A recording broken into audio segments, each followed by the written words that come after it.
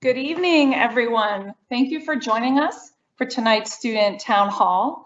My name is Jenny Hall-Jones, and I'm honored to serve my alma mater, Ohio University, and you as Ohio's Dean of Students. It's hard to believe that we're halfway through August, and we're just a week away from the start of the fall. It's really exciting, but I also know how stressful it is. And I know those stressful feelings are only amplified by the fact that we're navigating such a huge public health crisis. So I really appreciate you all joining us tonight. I also want to take a moment because I know that there are some new Bobcats out there. So no new first year students who are joining us on our Athens or regional campuses. We have new grad students. We have our new medical class this fall. And we know that some of you are out there with our returners joining us tonight. And I just wanted to take a moment to welcome you into the Bobcat family and let you know how excited we are that you chose Ohio as your next destination of education. So thank you so much for that. So how did we get here? About a week ago, we sent a message to all students and parents announcing this open forum and allowed the opportunity for people to submit questions. We got hundreds of questions, and we are going to try to address them in themes this evening. And we're going to take on a lot of those topics like health and safety, policies and guidelines, academics, what's going to happen in student life. So we are tackling these big picture questions that so many of you gave us in advance. We are going to get into those questions here in just a minute, but I do want to introduce the folks that you're going to be hearing from tonight, our panelists. Of course, first you will, we have joining us our president, Duane Nellis. We also have our Executive Vice President and Provost, Elizabeth Sayers, our VP for Student Affairs, Jason Pina, the President's Special Assistant for Public Health, and a fabulous faculty member from our Heritage College of Osteopathic Medicine, Gillian Ice, our Graduate Student Senate President, Caitlin Ferris, and also your Student Senate President, Janie Peterson. They're all going to be with us tonight, helping us to tackle some of these questions. For those of you who have already seen the chat and you're joining us tonight from some kind of computer or laptop or iPad device or something that you can see the screen a little bit larger, you might notice that we've already got a chat going.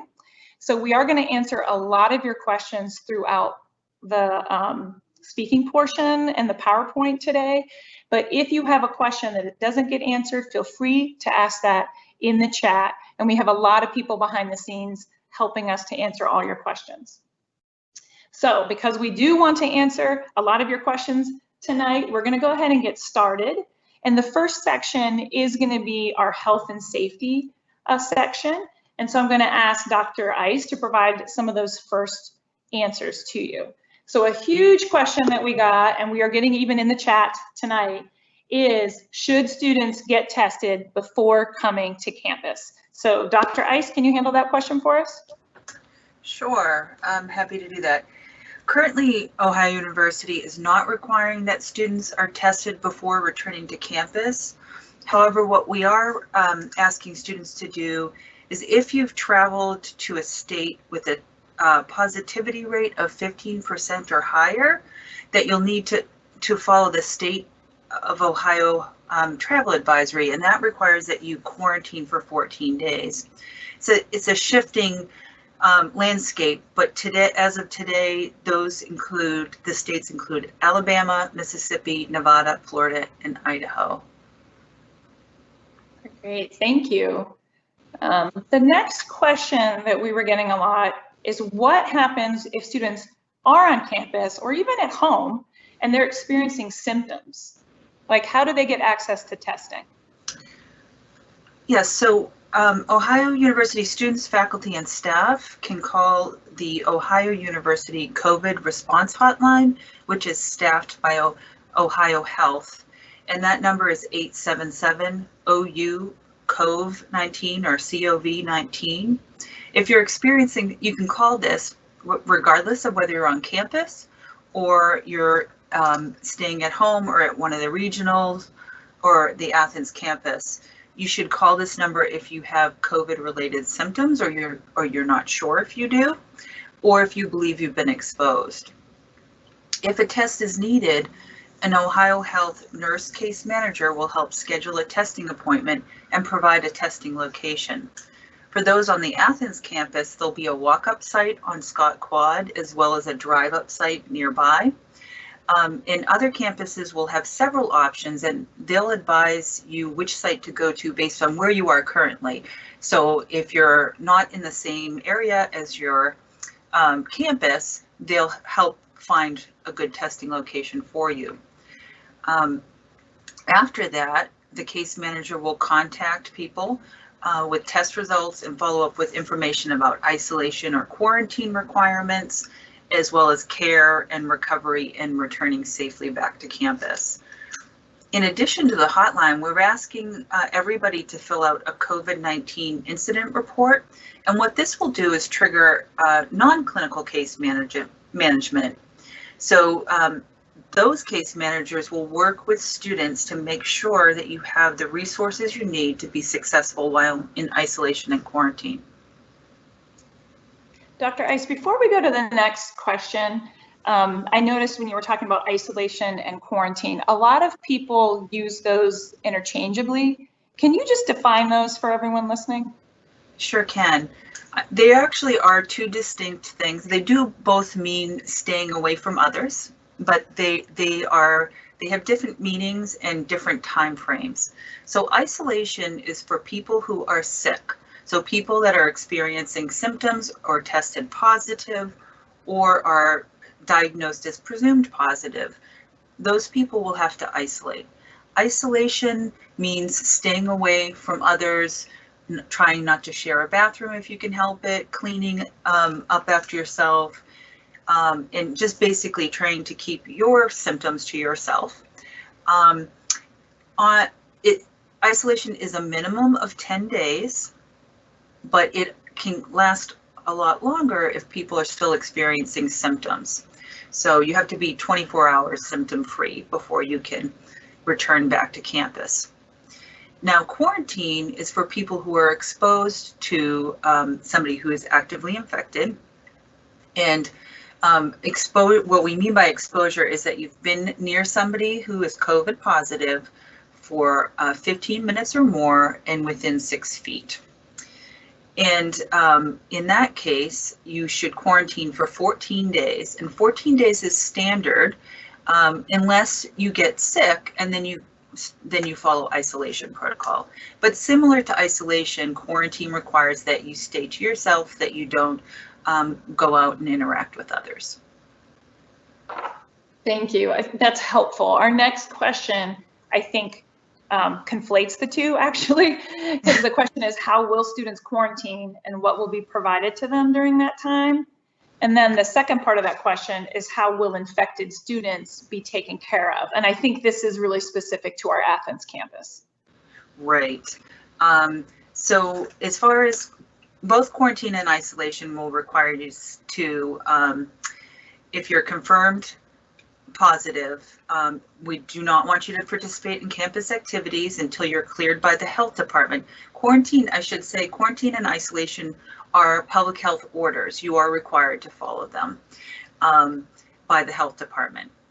But if you've been asked to isolate, then students who can return to their permanent address, that's probably ideal. But if that's not possible, they can isolate in their off-campus address or move to the isolation residence hall if you're staying in the residence hall, and you will stay there until the public health department or Ohio Health advise you that you can release from isolation.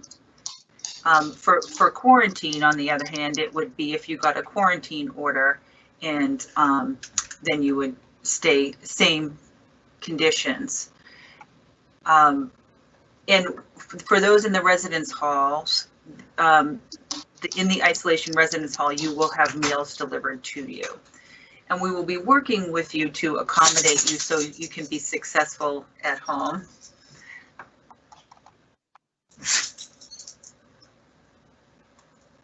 Okay, thank you.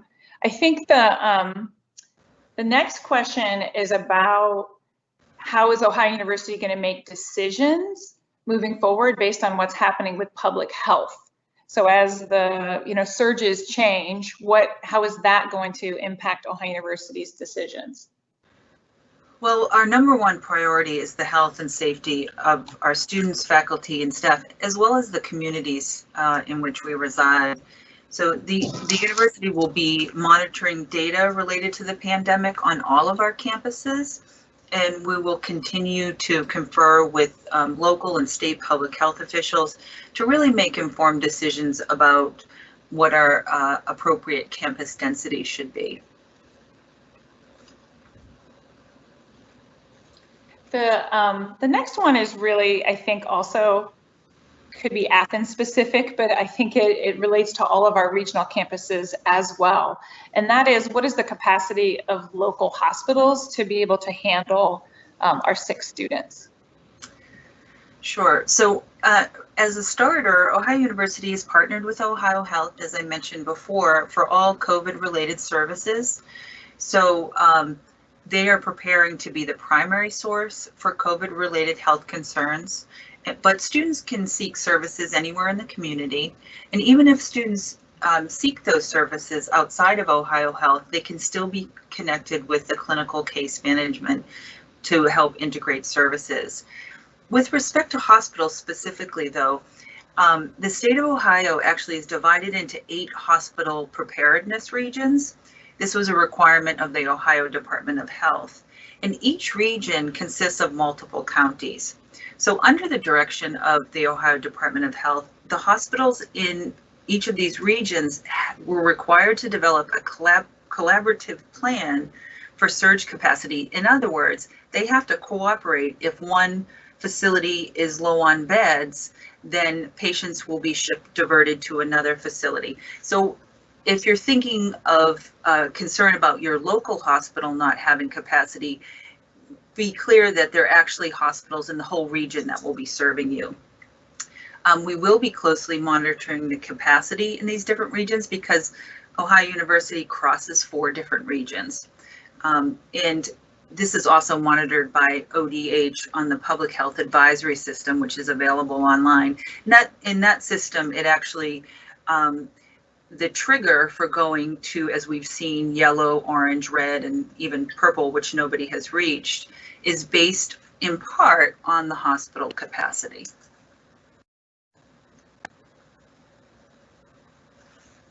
Thank you. I really appreciate kind of the broader context. I think that's really helpful. One of the things that I've been getting a lot of questions about personally, and obviously it was on people's minds because it came up as one of our frequently asked questions, is it's really hard for people to work from home, to take classes online, and to feel isolated. And then if we have people also have to isolate or quarantine because they've come in contact with somebody or have symptoms, that can be really hard on folks' mental health. So can you talk a little bit about how we've taken mental health into consideration? Sure.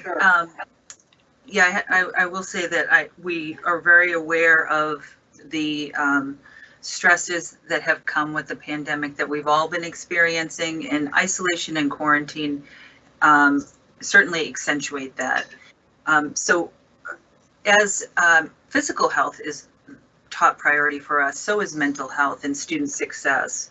So all students will be encouraged to submit that COVID-19 incident report to make sure that we can connect you with our non-clinical case management services. And what those case managers will do is check in with you in terms of what are the challenges are you having?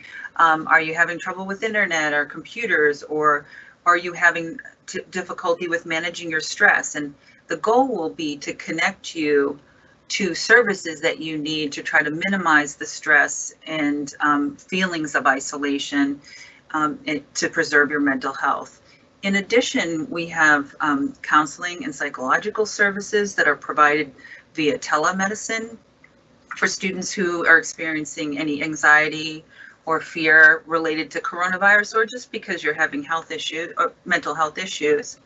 And we've also created an involvement calculator, which is a new virtual tool to help connect students with student organizations as well as other activities to help you feel connected to the Bobcat family and while you're learning remotely.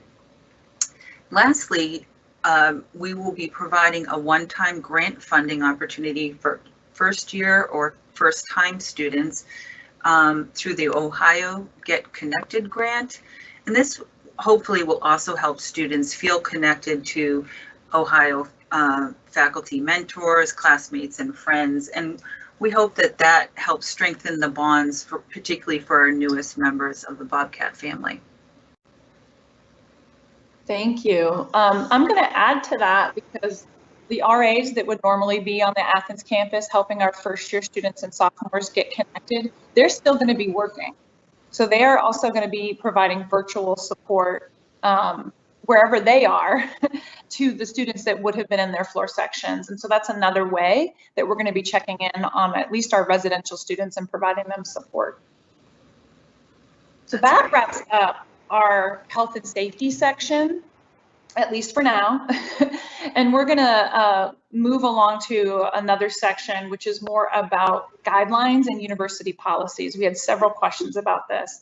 And for this section, we're gonna ask our Vice President for Student Affairs and my supervisor, Dr. Jason Pina, to help us answer some of those questions. And the first one is there were a lot of questions about the pledge. So the official question, Jason, I'm asking you is what are the consequences of not following the pledge? But if you can also talk a little bit about how to find the pledge and how students can sign it, that would be great. Thanks, Jenny. Let me start by mentioning the Ohio Pledge is for all students, faculty, and staff members living, learning, or working on any of our Ohio University campuses, and is really intended as a personal statement of care for the Ohio community and those around us. What I would say is please check your email because every member of our community received notification today about not only the pledge, but the required online training that has the pledge embedded. The Ohio Pledge was developed by the university's 5 senates and adopted by President Nellis and his leadership team. We have also adopted an interim facial covering policy for all students, faculty, and staff on Ohio University's campuses. The pledge is open to all members of the Ohio University community, and all Bobcats who are physically returning to an Ohio University campus are asked to sign the pledge before they return. As for consequences, the university has a new interim policy that mandates the wearing of masks. For those students documented not wearing a mask, they will be referred to community standards and student responsibility, similar to any other violation of university policies. Employees would be referred to their appropriate process depending on the category of employee. All right, thanks, Jason. We have we've heard a lot across national news about parties in off-campus areas and how sometimes those parties have contributed to COVID outbreaks. So we got a lot of questions about off-campus parties. So could you address like how are the police going to monitor those off-campus parties and what happens when the students off campus don't follow the rules? Sure. I would first say that I think our strongest way of monitoring is people taking responsibility for their own behavior and holding each other accountable among peers. But in terms of the question you asked, Ohio University is partnering with the City of Athens to implement a university city compact to help stop the spread of the disease within our community. Ohio University is also working closely with law enforcement to support their efforts in ensuring the safety of our community.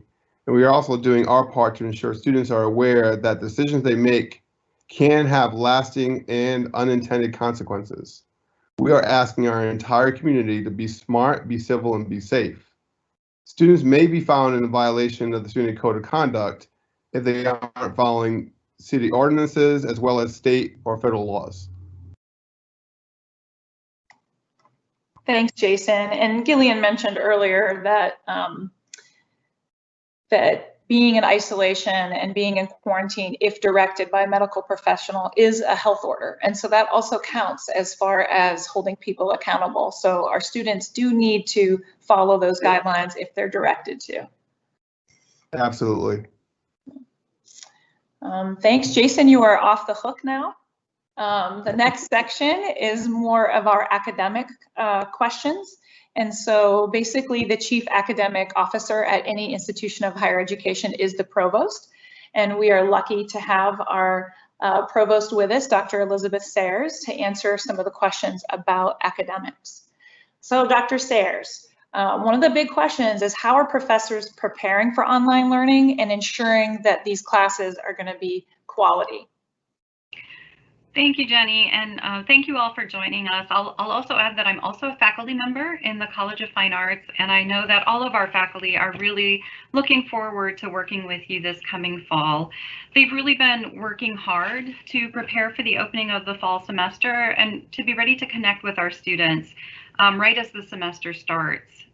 To support our faculty in moving and delivering classes online, our offices of instructional innovation and technology and our university libraries have developed a variety of tools and strategies and resources to really ensure that the rich learning experiences that Ohio University is known for will continue in the fall, whether you're online or in a face-to-face class. So over the summer, there have been more than 640 instructors who have been participating in online teaching workshops and will continue to offer additional workshops and programs into the fall. Thank you, Dr. Sayers. A lot of folks have been asking questions in the chat, and I know that not everybody can see the chat because some people are calling in on their phones. And that big question in the chat is, you know, my son or daughter hasn't heard from my faculty member yet, or I haven't heard from my faculty member, when will I? Could you talk about when faculty are going to be reaching out to students? Sure. So we have asked all of our faculty members to reach out to students by Monday, August 17th, which is a week before classes start. And we've asked them to share some information about how your class will run, because if you go and look at the course schedule, you'll see that the course looks like it did when you signed up. So we want faculty to reach out and explain how to access course materials, what the expectations are for when you should log on to Blackboard, how do you access the syllabus, so you can be really prepared for that first day of classes. So expect to hear from your faculty next Monday. Great, thank you. The next set of questions we got from folks were just about the fact that online learning is different and new to a lot of our students. So what kind of tutoring and support services are going to be available for students who are having a tough time? Right, so absolutely, all of our academic support services will be available for students, and I want to maybe disagree with the question a little bit, because academic support services are not just for students who are having a hard time. It's actually for any student who wants to do the absolute best that they can. So we always talk about academic support services making good students better. So everyone should feel free to access tutoring resources or supplemental instruction. So there is remote tutoring available for all of our campuses online from the Academic Achievement Center. You can go to their website and use our tutoring software to sign up for a session, or you can even call the Academic Achievement Center.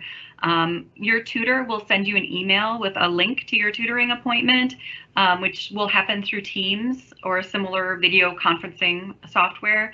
And then you and your tutor can chat and use your audio and video features, and you can share documents and work on the whiteboard together. We're going to make all of those services available for our students.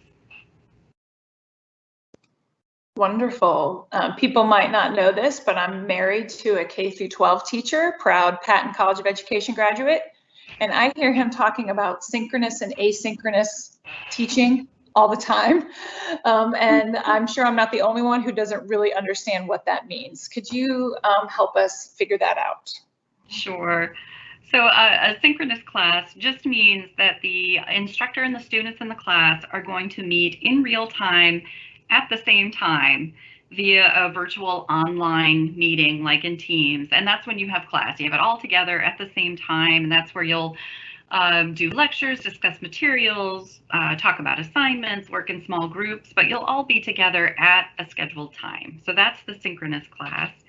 In an asynchronous class, you'll still have class activities like discussion boards or lectures or quizzes and assignments, but in an asynchronous class, a faculty member will prepare those course materials ahead of time and then make them available to students so they can access those on their own time.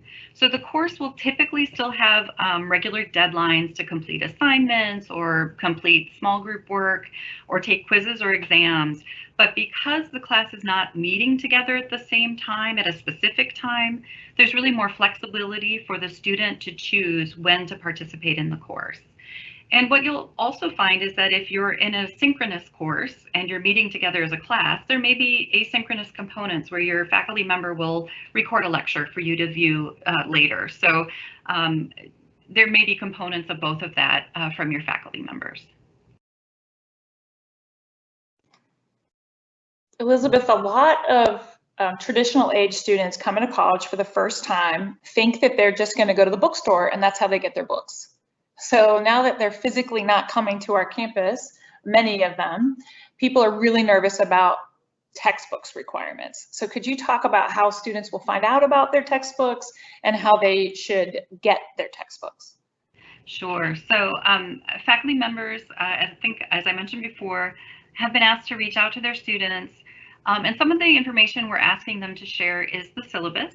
And the syllabus for the class contains specific information about required textbooks or other materials for the course, as well as guidance for how to purchase or access those required texts or materials. So that will vary by class, but you'll get that information from your faculty member through the syllabus. Okay, great. There were also lots of questions about internships, practicum experiences, professional placement, student teaching experiences. How is that working this semester for students who need those requirements to graduate? Right. So we do have some clinical practica placements and other similar experiences as part of phase one, especially where those experiences are required to graduate and there really aren't any virtual options. Those experiences that will be conducted in person will be in small groups, and they'll ensure social distancing or other appropriate safety protocols. And they will require masks for all faculty, staff, and students on all campuses.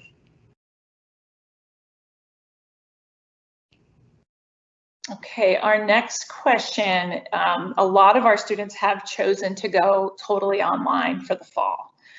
For those students, how are they supposed to handle labs? And what is going to happen with their ability to access library materials virtually?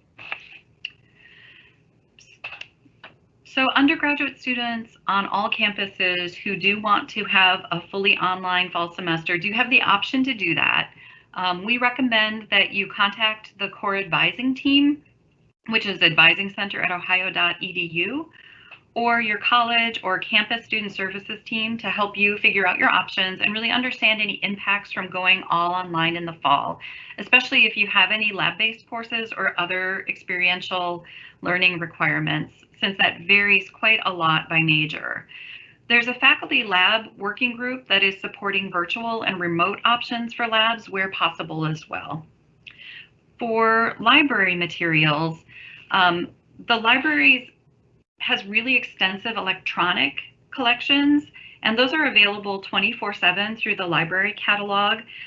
For materials that are available only in print, you can contact the library's help desk, and that's by phone, email, or chat, to see if the item is available electronic, or they'll actually scan book chapters or articles for you and send them to you electronically. If you live near one of Ohio University's campuses, or near any other university campus across the state that participates in OhioLink, you can actually have books and DVDs delivered to that campus nearest you for you to pick up. So just make sure that you check with your local OhioLink library to make sure that they're doing pickup options if it's not one of our campuses. And then all of our librarians are happy to help you find or access library materials or to find a library in your area to support you. So ohio.edu/library and check out their coronavirus material and they'll help you get what you need. I'm pretty sure Ohio Link is magical. It And it's really special to the state of Ohio too. I've been to other places and I thought everybody did what we do. So it's a really a wonderful resource for our students. And it can be really fast too. Our librarians are fantastic. Okay, our last question for you, and then you get to take a break, Dr. Sayers, is there were lots of questions about who makes the decision. Like, who made the decision of whether or not classes are online or in person?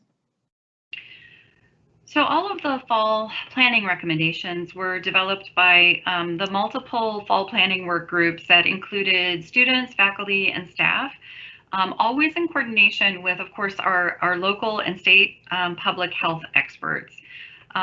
Decisions related to modality, class size, and so on were made by university leadership based on research, best practices, and of course with expert public health guidance. Okay, Dr. Sayers, you get to breathe for a little bit. Next up, we have questions and answers related to financial concerns and support for students in light of the pandemic. And for this section, we have our fabulous president. President Nellis is going to share some of the answers with us. So, Dr. Nellis, one of the questions that we've been getting a lot is about tuition and fees and whether or not they will be discounted for students. And if they are, under what circumstances? Well, thank you, Jenny, and welcome everyone to tonight's town hall. I appreciate the opportunity to be part of the group of panelists responding to questions, and appreciate this question. As I think we all know, Ohio University will continue to deliver the high quality academic experience our students expect and deserve, regardless of the modality. And as we continue to deliver the high quality of education, the tuition rates will remain consistent with the students' guarantee cohorts, the campuses that they're on, and the program rates. I'd also like to remind everyone that we were the only public university in Ohio this year not to raise tuition, and we were very sensitive to the dynamics that are going on with the pandemic. But for more information on tuition, students, and families, you can visit ohio.edu/bursar, and there's a lot of information there about tuition and associated costs for students. I also want to remind everyone, as about especially our undergraduate students, about something that's already been mentioned, but that you have the option to go fully online this fall semester if you so choose, and so that is an option for you. Graduate students will be accommodated to the greatest extent possible, with the exception of our medical students in the Heritage College of Osteopathic Medicine. They are required to be here face to face. And of course, they're going through all the appropriate protocols, even though they're here. If students move to a fully online semester, there will not be a refund or reduction in tuition or fees, since the university will be providing a full semester of instruction and related support services, and awarding full academic credit to those that satisfactorily complete their course requirements. Thank you. We also had a lot of questions in the finance area about supporting students who aren't able to work on campus anymore. So could you help us with how Ohio University is helping those students? Yeah, thank you for the question. I know that the loss of on-campus jobs has created several challenges for our students, for sure. In recognition of this ongoing disruption caused by the pandemic, the Ohio Cares Relief Fund will be modified to include eligible students who are enrolled this fall until the funds expire. So we're going to do everything we can to get those funds out to the students that have needs. These funds can provide important support to our students and are designed to assist even more undergraduates who have demonstrated financial need during these difficult times. Information about eligibility will be announced very soon, and students eligible to request funding will be notified when the application becomes available. I'm also proud that Ohio University has committed $5 million in additional one-time and institutional funding through the Ohio Get Connected grant program. So I'm excited that we've made that commitment as well. I think you just did my job there for me, because the next question is about that Ohio Get Connected grant program. So can you talk about the decision to do that, and how can it be spent? Yeah, so this new grant program, the Ohio Get Connected grant, is a one-time $750 award to help meet technology needs for all full-time first-year degree-seeking undergraduate students at our Athens as well as our regional campuses. So students will not be required to submit an application to receive these funds. The $750 will automatically be applied to the students' accounts at the start of fall semester. In addition, I wanted to mention that the Office of Information Technology will continue to offer a laptop loan program designed to help continuing students who do not otherwise have access to the technology that they need to complete their courses. The program provides a Windows-based laptop at no cost, suitable for video conferencing, web browsing, and document creation, as well as editing. It also is important for students to know that our Office of Information Technology is offering a wireless hotspot loan program to students who have limited or no internet connectivity, because we know how important that is to all of you as well. Thank you, President Nellis. You get to take a little breather now. We really appreciate you joining us tonight. Thank you for the opportunity. Our next questions were specific to spaces and facilities and what students are going to have access to. So this one is a little bit more Athens specific, because we got lots of Athens questions. But I want to remind everyone that if you are on one of our regional or extension campuses, you can ask those questions in the chat, and we will make sure that someone gets the answers to you. So for this section, we have our fabulous Graduate Student Senate President, Kaylin Ferris, helping me out. And so Kaylin, what will be open at the university, and what students are going to be able to access those facilities during phase one? Sure, yeah, thanks, Jenny. That's a good question. So overall, the university is prioritizing the best and the safest experience for everyone that we're able to manage. So the things that will be given first priority in phase one will be courses, labs, practica, and all of those sort of educational experiences. Campus recreation specifically will follow guidance from national sports governing bodies to reopen. The indoor facilities will be open with focus primarily on cardio and strength, individual activity, and programming that can be offered with physical distancing in place. All of the equipment will be distanced in some capacity. Occupancy hours, etc., will be all limited so that physical distancing can be complied. And equipment checkout will not be available for campus recreation facilities. As for Baker Center will reopen Monday, August 17th, and so you'll be able to visit coming this Monday. And the libraries themselves will be open as well. Borrowing of all of the printed materials and such will be available for the fall semester, although the number of study spaces, computers, and all of that sort of related equipment will be reduced so that we can continue to make sure that social distancing is you're able to socially distance as best as you can. So as part of the phase one plan, the library staff are going to prepare physical spaces and resources for everyone so that following that, the resources are available for public access during later phases. So this will include things like reconfiguring space and moving equipment around and that sort of thing. And then in addition, the library staff will reconfigure the furniture, multimedia center. At the desks, they will install sneeze guards and new signage as well to sort of like help facilitate everybody moving around in as best in a socially distant manner as possible. Thank you. I appreciate that. And I want to just add a reminder in that one that in all of these facilities, we are still requiring everyone to have masks. and that includes campus rec. So the only places that you don't wear masks on campus rec are going to be if you're outdoors on the golf course or if you're actually swimming in the aquatic center. But everywhere else, we are asking that people, well, we are expecting, because it's policy, for everyone to wear their masks. Thanks, Kaylin. We're going to go back to Jason Pina now, our Vice President for Student Affairs. And Dr. Pina, I'm going to throw a frequently asked question at you that is not one of the ones on our slide deck because we're getting a lot in the chat. And that one is about IDs. Our first year students are trying to figure out how they're supposed to get their IDs. Can you answer that one?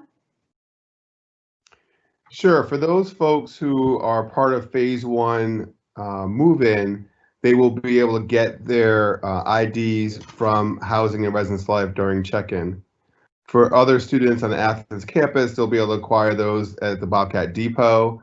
Like Kaylin just said, the hours will be different, so definitely check the website for the hours to be able to get your IDs. Okay, we're going to follow on to the Res Life questions, Jason. So the students, you know, had their spot in their residence hall and they had their roommates, and then all of a sudden, you know, we did the phases and people are very concerned about whether or not they're going to have that spot in the spring. So can you talk about like when and if we can come back in the spring, what's happening?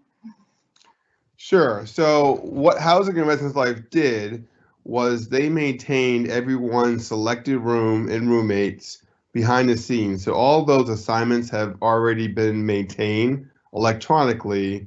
So in the spring semester, when we're able to come back as an entire campus, folks will be able to have those original room selections that they had decided upon earlier this year. Okay, and can you talk about how we're making everything safe and healthy in the dining halls? How are our dining halls going to operate? Sure. So initially and throughout the semester, we are going to offer carry-out and to-go options. And with that, IT has worked with our culinary staff to develop a new app that students will have access to, where they'll be able to know what's available, to pre-order, to select some areas where they can pick those up at, as well as timing. So we'll be leveraging both to go, but also some technology. I also want to make a note is that in the planning of the menus for this fall semester, Culinary Services actually looked at the data from last year to try to figure out what were the most popular dishes so they can be offered more frequently to the students, along with some new selections that were easy for folks to carry out. So after that, as we move along in the semester, we are hoping to be able to introduce dine-in options in a safe and appropriate manner in one or more of our facilities moving forward. And as always, the front room will be open, although the hours will be slightly changed. Students will be able to go to the front room starting Monday when Baker Center reopens. All of the culinary and retail venues will be cashless to, one, expedite transactions and reduce contact between our customers as well as the staff. And every place will be taking all the meal options, Bobcat Cash, as well as debit and credit cards to make it easier for everyone. Jason, will we be seeing you doing any guest serving at the front room this year? Yes, ma'am, you will. We are trying to figure out, we had a meeting, a very important meeting this morning to figure out how I can do that without attracting massive crowds. So we were working on the details of my guest barista, which is very popular, and that will happen more than once this semester. Well, we will be looking forward to that. Thank you, Dr. Pina. Our next set of questions is more about student life and focused a little bit on student life. And so for that, we are bringing our president of Student Senate, Janie Peterson, one of our panelists, to help shed some light on it. Janie, a lot of people are wondering about student orgs, and I got an update this week from our assistant dean, Shar Kopchak, and she told me we are up to almost 700 registered student orgs, which is amazing. So can you talk to folks about if there's any restrictions on student orgs, and maybe share a little bit about a student org that you're involved in? Yes, of course. So that student org I'm involved in is Student Senate, and we will be meeting virtually. And at this time, student organizations are encouraged to hold meetings virtually. So if those organizations do have less than 10 people attending the meeting, they may attempt an in-person meeting while practicing social distancing and mask wearing. At all meetings and events that your organization is hosting, you will need to have card swipe access to be enabled to track attendance. I've loved being a part of student organizations on campus, so I really recommend student org leaders try and host their events virtually and have students be engaged however possible. And in the email that went out of keeping Bobcats informed just yesterday had an entire section on getting involved with sorority and fraternity life. So if you are interested in joining a sorority or fraternity, you can check that email out because it has all those virtual options. And Janie, you're also involved in a sorority, is that right? Yes, I am. I'm in Delta Gamma. All right, so you know everything. So if anybody has any questions, you can ask Janie about sorority and fraternity life. One of the things, the next question for you though, Janie, is about helping our first year students feel welcome, even though they have, you know, it's going to be different. It's going to be different than your first year. And so could you just talk about what we're doing to help those first year students get connected? Yeah, absolutely. We have learning communities, or LCs for short, and Ohio University students will learn with fellow students through a series of classes, and that's typically a freshman seminar and then 2 general education courses. And these can both happen remotely or in person. It's depending on the student status this fall. And learning communities really help students gain a deeper understanding of their courses or the subject matters, and they get to make friends both inside and outside of the classroom. And learning communities help new students get connected, and it helps support them during their transition from home and high school to Ohio University and Athens campus. All right, thank you, Janie. I appreciate it. Our next section is we're going to turn back to President Nellis because we had a lot of questions about big events and special events. We wanted to make sure that we address those tonight. So President Nellis, our first one, what about special weekends like Parents Weekend, Dad's Weekend? Are they going to happen?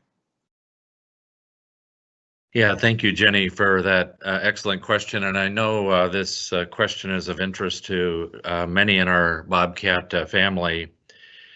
These weekends are, for many of us, among the highlights of the semester for our students and their families. And so, you know, we've thought very carefully about this, but following health and safety guidelines, we unfortunately have made the decision to postpone Parents Weekend and Dad's Weekend to keep campus density low this fall. Now, I know this is disappointing, but it's the right action. It's the right move for the safety of our students and our university community. During the fall semester, we will hold some selected events and activities for the students on our campuses, but there are no plans to host special weekends or activities that invite large groups of people to visit any of our campuses, and I think that's important to remember. We do hope to hold these in-person events or events similar to them during the spring semester if it is safe to do so. Thank you for that. And I do want to add that you mentioned all the big events, but I just want to throw out that homecoming is also not going to be in person, but like all of the other events, we are planning on doing a lot of virtual activities for homecoming. So we will still have things happening, they just won't happen to be in person. Yeah, I appreciate you mentioning that. Our next set of questions, and we got a lot of these in the chat, so I know people are wondering, is who is going to be in phase 2? Is it the rest of the students, or is it just another portion? How is that being decided, and when are students going to know? Yeah, thank you. I've already heard from a lot of students and family members with this same question, in addition to what has come in tonight on the chat. The short answer is that we simply don't know yet about phase 2 because we don't have enough information, and we're still working through, we're trying to be very analytical about this, but working through various scenarios. We'll continue to monitor the conditions and seek the advice of public health officials to inform the second phase as to what types of programming we can bring back safely to our campus, which, as you know, will begin phase 2 on September 28th. And by leveraging what we learned during phase 1, too, that will be really helpful. We will increase through what we learn face-to-face course offerings in phase 2 as much as possible, while working hard to ensure the safety of our campus and our community. So again, phase 2 begins September 28th, and as you've already heard, our plans are to communicate phase 2 to our students no later than September 8th. So we're rapidly coming up on that, but we're working very diligently to try to think through that in the best way possible. We know you're anxious to come back to campus, but we want to do it in the way that's going to be safest for you and in a way in which you can engage productively with your student colleagues, faculty, and staff, and our university community. Thank you. I think probably one of the hardest decisions we made in the spring was to postpone commencement. And so, of course, there are lots of people who are wondering, what are we going to do about our spring 2020? And how are we going to handle fall 2020 commencement? Could you speak to that for a few minutes? Yes, thank you. And again, that is a really important question, and I get regular email traffic related to that question. And when we went into spring, after we went fully online in March, we reached out to those that were going to be graduating in May and asked them what they preferred. And we also have recently re-engaged with them with regards to plans for spring for those that were going to graduate in the spring of 2020. And most of them told us that they would still like to participate in person in an in-person commencement when it's safe to do so at a later date. So we're going to continue to work on that and try to provide that opportunity. For fall 2020 commencement, no final decision has been made. We're going to continue to monitor that and just see what the situation is presented to us based on trends relative to the safety and welfare of our university community. Again, we'll follow very carefully the advice of state and local public officials regarding the policies related to large gatherings. So we'll have to be very sensitive to that. Absolutely. And I look forward to the time where we can all be together again and celebrate our Bobcats. Absolutely. That concludes all of our responses to the questions that we got in advance for our panelists. I want to thank our panelists. I really appreciate that. And we only have about 7 minutes left. So we're going to hit a couple of the questions that have come in our time left together, because we want to be respectful of your time. So I'm going to ask Dr. Ice, I'm going to get her back on, because we've had a lot of questions in our chat about why we aren't requiring testing. And so if you could address that, I think it would be really helpful. Yeah, happy to.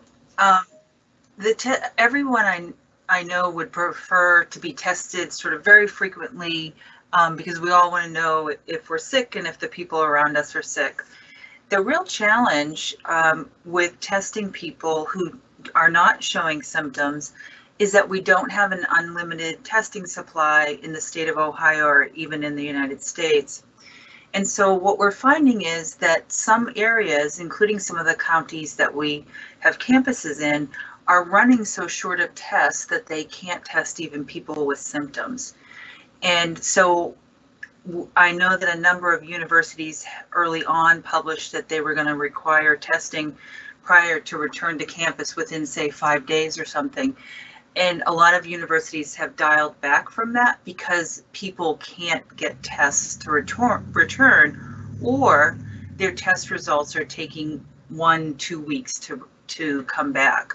So we decided that that wasn't something that was practical, and also that it would actually prevent more people from coming back even if they were okay. If we have the social distancing for those of us that are on campus and the masks, we should be protected as long as we don't increase the density too high. And this is the testing strategy will likely evolve as we increase testing supplies in the state of Ohio. Thank you, Dr. Ice. This is Jason, not Jenny. Jenny actually just lost power at her house, so she will not be able to moderate the rest of tonight's town hall, and I will take over for her. One of the other questions that we have gotten a number of inquiries about, even though it was covered, was related to CPS and mental health. And I just want to really reiterate for those who are listening tonight that if you go to ohio.edu and put into the search bar counseling and psychological services, you will be able to get to the CPS website and you can contact them, and they are doing telehealth and counseling. So they've been doing this since the late spring, continuing throughout the summer, and will be doing it within the fall. According to the licensure, they're only able to do it with folks who are living in the state of Ohio. For those of you who are out-of-state students, not to worry, you can still contact CPS, and they will work with you to try to make sure you get to the appropriate places to get services in your local community. So they will do the extra work to make sure that happens. Another question that's come up tonight that I will be asking Dr. Sayers is related to grading. So obviously the university changed grading process in the spring semester. So the question is, what is the deal with grading coming for the fall semester, and what considerations have been undertaken regarding grading? Thanks, Jason. So as Jason mentioned, last spring, the decision was made to offer kind of an alternative grading policy where a student could elect at the end of the semester to change any kind of passing grade to a satisfactory or an unsatisfactory. And it was the student's choice after they knew what their grade was, because everybody was disrupted in the middle of the semester last spring. In the summer, we did not use that option because all courses were online and students knew ahead of time that courses were online. For this fall, as I think Jenny said at the very beginning, the decision to go in phases was only made about 2 weeks ago. So we actually have an academic policy and process group that includes faculty members as well as registrar and other similar offices that is looking at academic policies related to grading and other academic policies as well. They've already decided to extend the incomplete grade deadlines, and will also be looking at whether to implement an alternative grading policy this fall. So there will be more to come.